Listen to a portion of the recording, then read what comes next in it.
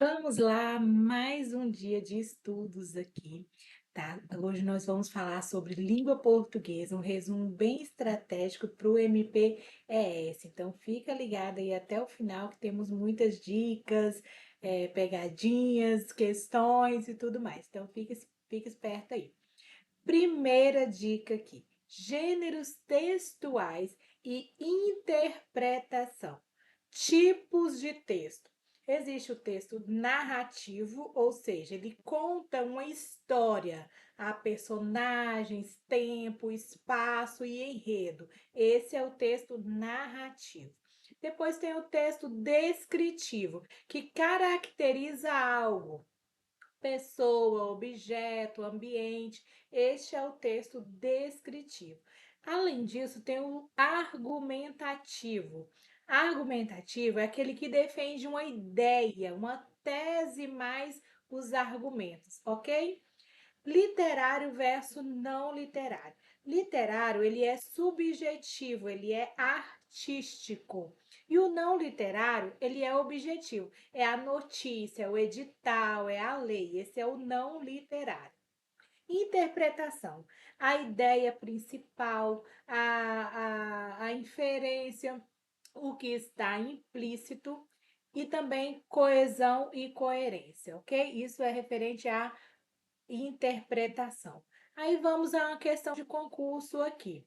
O texto argumentativo, ele tem como objetivo principal, letra A, narrar os fatos, letra B, descrever ambientes, letra C, defender uma ideia, ou letra D, informar dados. A resposta correta, nós sabemos que é a letra C. O texto argumentativo, ele quer, sim, defender uma ideia, certo? Então vamos lá, olha só, um flashcard para a gente não esquecer. Tipos textuais: narrativo, descritivo e argumentativo. Não esqueça disso. Segundo tópico aqui, segunda dica, vamos falar sobre semântica. É o sentido das palavras. Denotação é literal, conotação é figurativo, ok? Campos semânticos, palavras relacionadas por significado. Os verbos tempos, passado, presente, futuro, e os modos dos verbos são indicativo, certeza, subjetivo, dúvida, imperativo, ordem, ok? Vamos lá, uma questão. Ele poderia ir ao evento. Indica o quê? Poderia ir ao evento. Certeza, letra A. B, ordem. Ou letra C, possibilidade. Nós vimos certamente que é a letra C, né? Ele poderia ir ao evento. Então, é uma possibilidade, ok? Então, falar de conotação é o quê? O sentido figurado. Não esqueça isso daí. Terceira dica aqui: morfologia. As classes gramaticais, quais são? Substantivo, adjetivo, verbo, advérbio, pronome, preposição, conjunção e interjeição. Formação de palavras: derivação, feliz, infeliz. Composição, guarda-chuva, ok? Então, isso aí são referente à formação de palavras. Falar sobre flexão. Flexão existe de gênero, de número, de grau e de tempo verbal, ok? Então, vamos lá, uma questão. Infelizmente é um substantivo? É um advérbio ou é um adjetivo? Nós sabemos que a palavra infelizmente é um advérbio, letra B. Então, falar sobre derivação é o que? Formação com acréscimo de prefixo ou sufixo, certo? Então, isso é derivação, formação com acréscimo de prefixo, sufixo.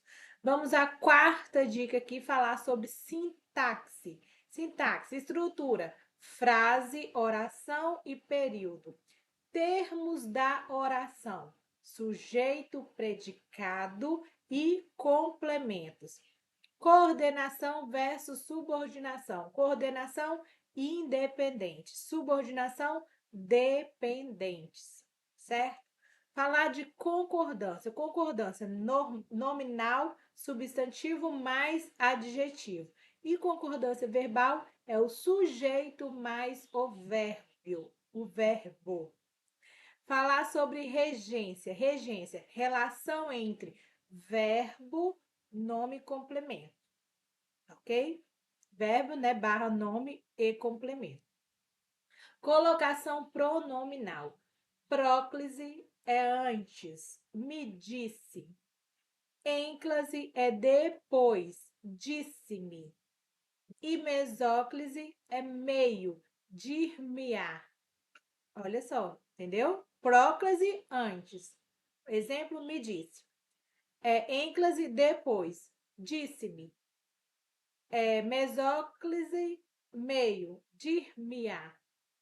Ok? Vamos a uma questão aqui. Fazem 2 anos. Está correto ou incorreto? Então, está incorreto. Por quê? O correto é falar faz 2 anos e não fazem 2 anos, certo? Vamos lá, um flashcard. Próclise, pronome antes do verbo. Como nós falamos, próclise, pronome antes do verbo. Mesóclise no meio e ênclise depois, certo? Vamos lá, quinta dica aqui, coesão textual. Mecanismo conectivos, que é o porquê, porém, portanto, pronomes e repetição controlada. Vamos a uma questão. Ele estudou, portanto, passou. Indica causa ou consequência? Resposta correta indica consequência. Ele estudou, portanto, passou. Certo? É uma consequência dele ter estudado. Flashcard aqui. Coesão é a ligação entre partes do texto. Isso é coesão. Sexta dica: ortografia e acentuação. Ortografia é o uso correto das palavras. Acentuação, oxítona, exemplo, café. Ele é acento agudo. Paroxítona, fácil, né? O acento agudo no fá, na sílaba tônica fá. Então, oxítonas, café, a última sílaba tônica. E paroxítona, a penúltima sílaba tônica, que é fácil, um exemplo aí, né? E proparoxítona, médico, por exemplo. Todas as proparoxítonas são acentuadas. Jamais esquecer essa regra de ouro, ok? Questão: qual é acentuada corretamente? Médico, letra A, ou médico, letra B? Óbvio que é a letra B, médico, né? Todas as proparoxítonas são acentuadas. Então, de novo aqui, proparoxítono sempre acentuada. Sétima dica aqui sobre crase.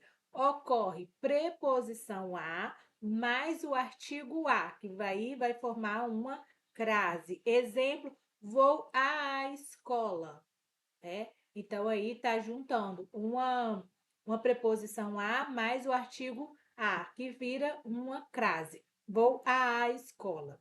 Então, não ocorre crase antes do verbo, de verbo, não ocorre crase antes de verbo e nem em palavras masculinas. Não esquecer. Vamos lá, uma questão aqui para a gente memorizar. Vou a pé. Vou a pé. Tem crase ou não tem crase? E aí? Não tem crase. Vou a pé, não tem crase. O flashcard aqui. Crase é igual o quê? A mais A, que é igual a, o A craseado. Oitava questão, pontuação. Vírgula significa o quê? Separar elementos. Não separar sujeito do verbo, ok? Outros pontos aqui, pontuações. Ponto final, 2 pontos e travessão são exemplos. Questão, uso incorreto. João foi ao mercado. João foi ao mercado. Então, essa daí não tem crase, né? Por ser ao mercado masculino. E referente à crase, né? E já referente à vírgula, João, vírgula, foi ao mercado. Esse uso aí está incorreto, porque não precisava de vírgula aí nessa questão, nessa frase. João foi ao mercado. Está errado. Um flashcard aqui. Vírgula não separa sujeito do verbo. Foi o que estava aqui na questão. João é um sujeito e o verbo foi. Não separa, vírgula não separa sujeito do verbo, tá? Nona dica aqui: estilística, figuras de linguagem. Principais estilísticas: metáfora, comparação, hipérbole e ironia. Uma questão: estou morrendo de fome. É o quê? É uma metáfora ou é uma hipérbole? É uma hipérbole. Por quê? Hipérbole é o exagero. Eu estou morrendo de fome. É o exagero, é uma hipérbole. 10ª dica: reescritura e variação. Reescritura é substituição, paralelismo, clareza. E variação linguística, formal, norma padrão ou informal. Uma questão aqui. Em concurso, deve-se usar linguagem informal ou norma padrão? Sabemos que a letra B é a correta. Em concurso, deve-se usar a norma padrão. Norma padrão é igual à linguagem formal e não informal, ok? Agora eu vou fazer aqui, enquanto o tempo, ainda temos uns minutinhos, o simulado de língua portuguesa, tá? Então, olha só, texto base, questões de 1 a 5. Vou ver se eu consigo fazer a 5 aqui. A linguagem é um dos instrumentos mais poderosos de interação social. Por meio dela, o indivíduo expressa ideias, sentimentos e constrói relações. Entretanto, o uso inadequado da linguagem pode gerar ruídos na comunicação, comprometendo o entendimento da mensagem. Então, vamos lá, questão número 1, falando sobre interpretação. A ideia central desse texto que eu acabei de ler, a ideia central é, letra A linguagem é irrelevante na sociedade? A linguagem pode prejudicar a comunicação? A linguagem é essencial para a interação social ou a linguagem serve apenas para expressar sentimentos? A resposta correta nós vimos que é a letra C, que diz assim: a linguagem é essencial para a interação social. Então, o texto ele começa destacando a importância da linguagem como um instrumento de interação social. Embora ele mencione problemas, ruídos, né? O foco principal é a sua relevância, ok? Vamos à questão número 2, falando sobre inferência.